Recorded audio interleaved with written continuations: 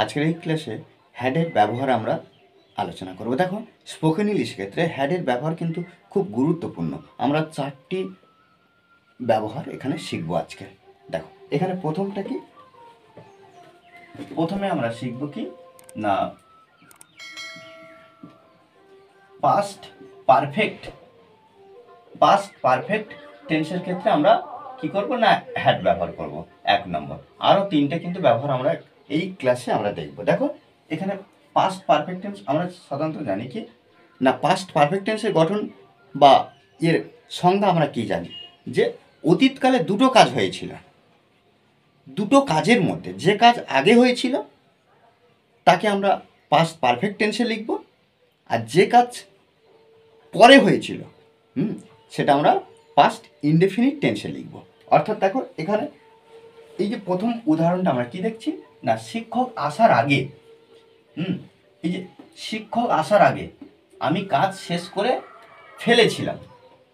তাহলে দেখো, শিক্ষক এসেছে, এই যে শিক্ষক এসেছে এটা একটা কাজ, আমি কাজ শেষ করে ফেলেছিলাম বা আমি কাজ শেষ করেছিলাম এটা একটা কাজ। তাহলে দুটো কাজের মধ্যে কোন কাজটা আগে হয়েছে, আমি কাজ শেষ করেছিলাম, তাহলে এইটা প্রথমে আমরা লিখব, বা অর্থাৎ এটা আমরা কি করব না পাস্ট পারফেক্ট টেন্সে লিখব, আর এটা কি করব না পাস্ট ইনডেফিনিট। ওকে, আর এই যে আগে, তাহলে দুটো অংশের মাঝখানে আমরা কি করব, এই আগে বিফোর ব্যবহার করব। দেখো কিভাবে আমরা ট্রান্সলেট করি। তাহলে আমি কাজ শেষ করেছিলাম, আর এই যে পাস্ট পারফেক্ট টেন্সের স্ট্রাকচারটা কি, সাবজেক্ট প্লাস হ্যাড, তারপরে আমরা V3 বসাবো। V3 means past participle of the main verb. Okay, তারপরে আমরা আদার্স ওয়ার্ড বা ওবি যে অবজেক্ট, যে কোনো একটা, বা যে কোনো একটা বলতে কি আদার্স ওয়ার্ড অবজেক্ট, অবজেক্ট হতে পারে আর আদার্স ওয়ার্ড হতে পারে। আর অ্যাকচুয়ালি কী করতে পারি, আমরা আদার্স ওয়ার্ডের ঘরে এই অবজেক্টটা ফেলতে পারি, অন্যান্য শব্দ। আচ্ছা, আমি কাজ শেষ করেছিলাম, তাহলে এখানে আমরা লিখতে পারি আই হ্যাড কমপ্লিটেড। তাহলে আই হ্যাড তারপরে দেখো এই যে কমপ্লিটেড, এটা কিন্তু V3। তাহলে আই হ্যাড কমপ্লিটেড কি দ্য ওয়ার্ক। আচ্ছা, I had completed the work, আমি কাজটি শেষ করেছিলাম বা আমি কাজ শেষ করেছিলাম। শিক্ষক এসেছিল, তাই তো, সেক্ষেত্রে আমরা কি করব, বিফোর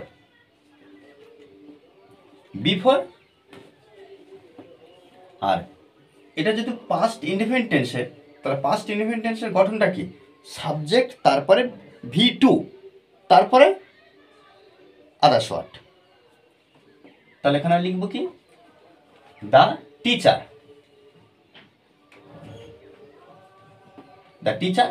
কেম। ওকে, দেখো এটা আমরা কি করলাম না V2 লিখলাম।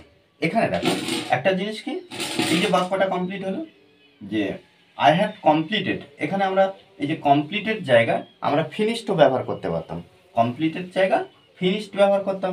আর দ্য ওয়ার্কের জায়গা এখানে দ্য ওয়ার্ক বা মাই হোমওয়ার্ক, এখানে আমি কাজ শেষ করেছিলাম, অর্থাৎ আমি আমার কাজ শেষ করেছিলাম। এখানে বাক্যটা এমনও করতে পারতাম যে I had finished my homework. Okay, তারপর সে আসার আগে মেয়েটি ঘর ছেড়েছিল, তাহলে এই যে মেয়েটি ঘর ছেড়েছিল, তাহলে দ্য গার্ল, সে আসার আগে, এটা কিন্তু মাথায় রাখতে হবে, the girl had left, the girl had left. এবার দেখো আগে বিফোর ব্যবহার করব, বিফোর। আচ্ছা, এই যে এই ধরনের বাক্যে আমরা আফটারও করি, মানে সে আসার পরে আমি এই কাজটা করেছিলাম, এই যে বিষয়গুলো, বৃষ্টি শুরু হওয়ার পরে, শুরু হওয়ার পরে আমরা ফুটবল খেলেছিলাম, তাহলে এখানে পরে, সেক্ষেত্রে আমরা আফটার ব্যবহার করি। আচ্ছা, বিফোর হলো, তাহলে the girl had left before, সে আসার আগে, সে আসার আগে, তাহলে এখানে সে আসার আগে আমরা সি ARRIVED, অ্যারাইভড মানে পৌঁছানো, সে পৌঁছানোর আগে বা আসার আগে একই বিষয়, সেই জায়গাটা আসার, সে জায়গায় আসার আগে বা পৌঁছানোর আগে কি করেছিল, মেয়েটি ঘর ছেড়েছিল। ওকে, এবার দেখো আমরা 2 নম্বর স্ট্রাকচারটা দেখব। দেখো এখানে আমরা 2 নম্বর কি করব না, অধিকারে ছিল, অধিকারে ছিল, এক্ষেত্রে আমরা কি করব না, পজেশন,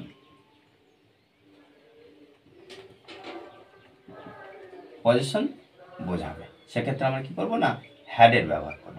অর্থাৎ কি না, আমার ছোটবেলা থেকে একটি লাল সাইকেল ছিল, গত বছর তার একটি পোষা কুকুর ছিল, তাহলে অতীতে কোনো কিছু ছিল বোঝালে, তাহলে এখানে দেখো গত বছর তার একটি পোষা কুকুর ছিল, বাট এখন নয়, এখন কি আছে না, অতীতে ছিল।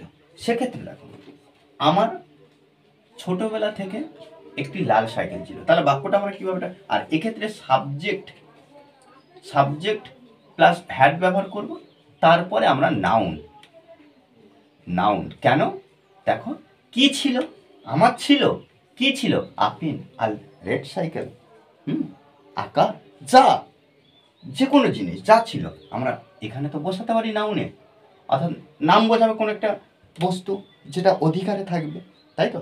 সেক্ষেত্রে আমরা কি করব, দেখো আমার একটি লাল সাইকেল ছিল, এটাই ফার্স্ট টাইম বসাবো, আই হ্যাড আ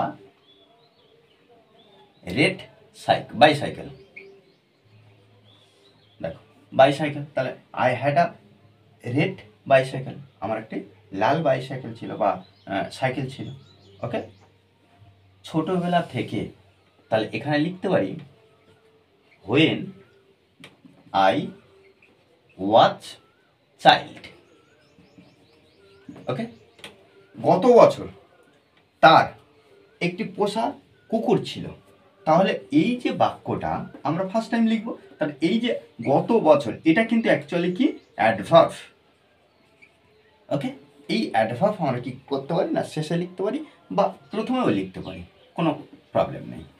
তার একটি পোষা কুকুর ছিল, তাহলে তার, এক্ষেত্রে হি হ্যাড আ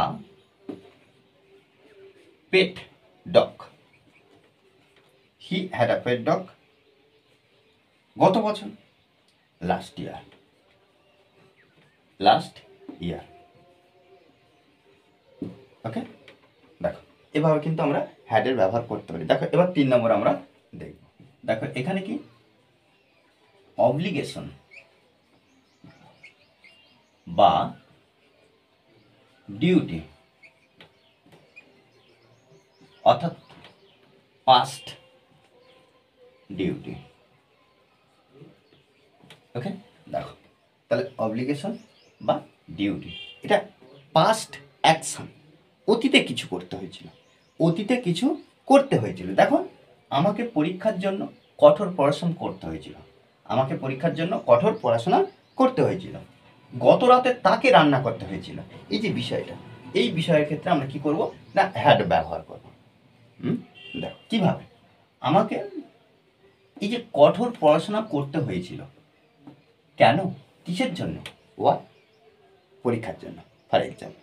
ওকে, আমাকে আই, এই যে কোনো কাজ অতীতে করতে হয়েছিল, বাধ্যতামূলক করতে হয়েছিল, বাধ্যতামূলক, সেক্ষেত্রে আমরা কি করব না, হ্যাড আর এর সাথে টু যুক্ত করব, had to, I had to, আমাকে কি করতে হয়েছিল না, পড়াশোনা করতে হয়েছিল, I had to study, I had to study, আমাকে পড়াশোনা করতে হয়েছিল। কঠোর, এই যে কঠোর, এর জন্য হার্ড। ওকে, দেখো I had to study hard, আমাকে কঠোর পড়াশোনা করতে হয়েছিল পরীক্ষার জন্য, তাহলে এখানে এবারে আমরা লিখতে পারি ফর এক্সাম। ওকে, গত রাতে তাকে রান্না করতে হয়েছিল, এই যে এই যে অংশটা আমরা আগে লিখব, তাকে, হি। আচ্ছা, এখানে রান্নার ক্ষেত্রে আমরা হি ব্যবহার করতে পারি অথবা সি ব্যবহার করতে পারি, কোনো মেয়েদের ক্ষেত্রে সাধারণত সিটাই থাক। আচ্ছা, she had to cook, cook মানে রান্না করা। আচ্ছা, এখানে একটা দেখো, গত রাতে, তাহলে রাতের রান্নার কথা বলা হচ্ছে, সেক্ষেত্রে আমরা কুক ডিনারও লিখতে পারি। ডিনার লিখতে পারি। তাহলে she had to cook dinner, তাকে রান্না করতে হয়েছিল কি, রাতের রান্না। আচ্ছা, রাতের, গত রাতে এবার লিখবো লাস্ট নাইট।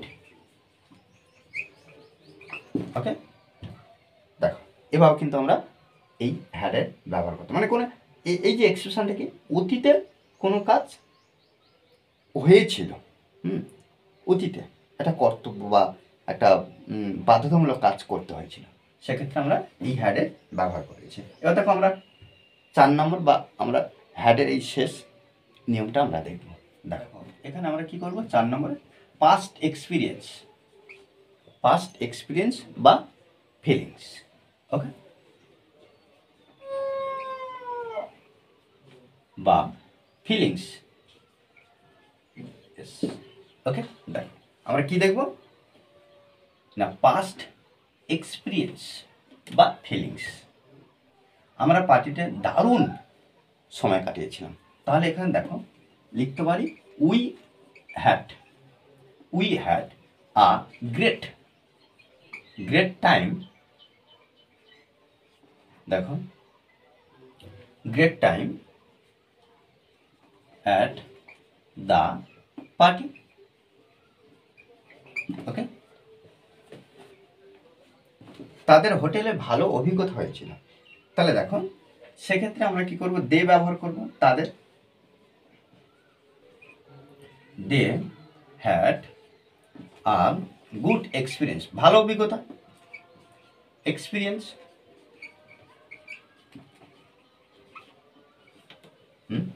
এক্সপিরিয়েন্স কোথায়, হোটেলে, অ্যাট দ্য হোটেল। ওকে, দেখো এভাবে কিন্তু আমরা খুব সহজভাবে আমরা হ্যাডের ব্যবহার করব। দেখো স্পোকেন ইংলিশের ক্ষেত্রে কিন্তু খুব ইম্পর্টেন্ট, গুরুত্বপূর্ণ। আমরা এভাবে যদি প্র্যাকটিস করতে থাকি তাহলে অনবরত কিন্তু স্পোকেন ইংলিশে ইমপ্রুভ করতে পারবো। ওকে, আর এই ক্লাসটি যদি ভালো লাগে অবশ্যই লাইক করুন স্যার, আর যারা এখনো পর্যন্ত এই চ্যানেলটি সাবস্ক্রাইব করার নেই তারা অবশ্যই চ্যানেলটি সাবস্ক্রাইব করে পাশে থাকবেন। Okay, thanks for watching this video.